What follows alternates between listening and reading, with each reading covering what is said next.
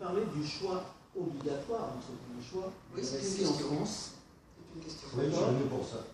Oui, je me doute, mais je voulais en parler aussi. Parce que sur les réseaux sociaux, on entend parler de plein de choses, et nous sommes des artisans, on a le choix de nos mutuelles, on a le choix de plein de choses. Et pourquoi est-ce qu'on ne pourrait pas essayer d'avoir le choix de ça? Parce que là, c'est quand même, je suis désolé, hein, moi j'ai une pharmacie qui était à Rouen, je l'ai vendue, j'en ai acheté une à Trouville, j'ai payé 2 fois le RSI sur un numéro d'une société, sur une autre qui n'existait plus, mais on me faisait payer, on m'a remboursé 3 ans après.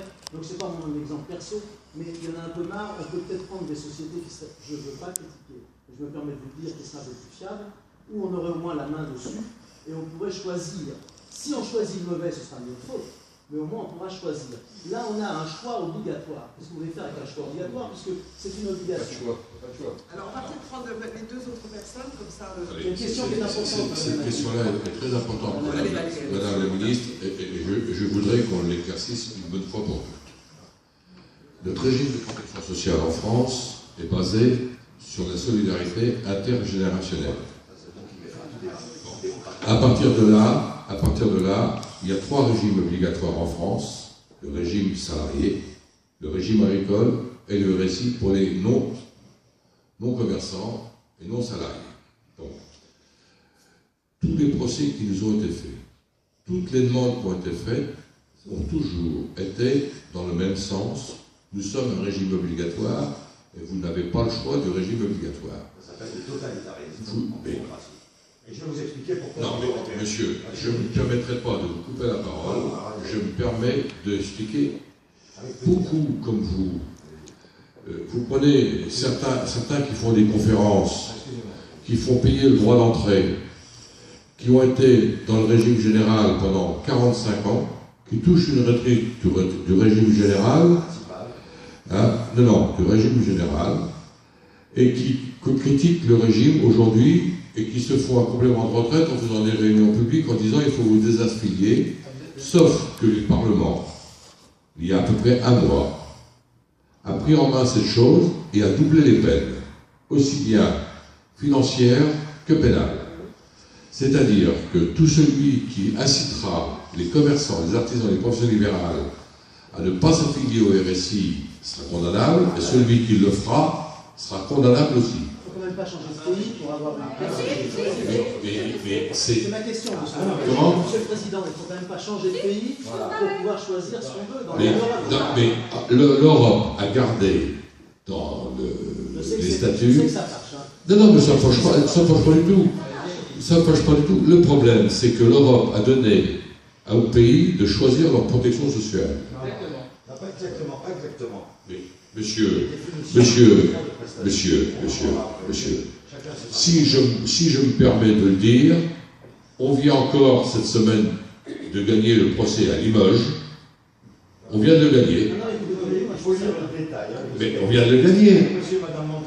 On vient de le gagner. Donc, si le Parlement décide que le régime des travailleurs indépendants n'est pas un régime obligatoire, moi je ne me battrai pas. Ça se décidera. C'est une question à poser au gouvernement. Mais je crains plus, monsieur. Mais ça, c'est pas le président qui parle. Je crains plus pour la protection sociale en général. En général. Parce que le RSI, c'est le petit poussé, et le régime général, c'est quand même la masse des Français. Les artisans font vivre la France. Mais malheureusement... Si on est dans des faux charges, ça marche pas. Mais je suis tout à fait... Non, mais il ne faut pas confondre des charges, il ne faut pas confondre des charges et votre protection sociale. Ça joue quand même parce que... Ça joue, hein. Si vous faites la feuille de votre salarié, vous verrez que votre salarié, si vous ajoutez votre part et la part du salarié, vous verrez qu'il paye beaucoup plus que vous de prestations sociales et il a exactement les mêmes droits que vous. Qu'est-ce qu'il n'a pas? Il a la même retraite, c'est proportionnel. Madame, il ne faut pas dire ça.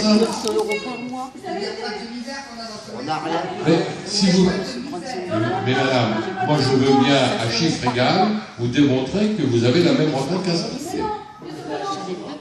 Mais vous pouvez dire non, sauf que moi je vous apporte la preuve. Moi je fais 600 000 de cotisation RSI depuis 13 ans. 600 000 € avec mon mari, d'accord? Oui. Vous allez me parler quand j'ai fait la retraite. 460 €? Vous allez me dire que mon employé va toucher 460 €? vous n'aurez pas 460 euros. 860 en ce moment. On me crédite 860 euros de retraite. Mais ça fait combien d'années vous dire 13 ans. Bah. 600 000 euros, 13 ans, 800 euros de retraite.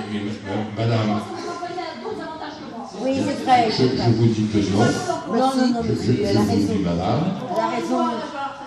Je vous dis, madame, que pour les revenus identiques, plafonnés au tarif de la sécurité sociale, vous aurez la même retraite. C'est pas basé sur les revenus. C'est basé sur les revenus.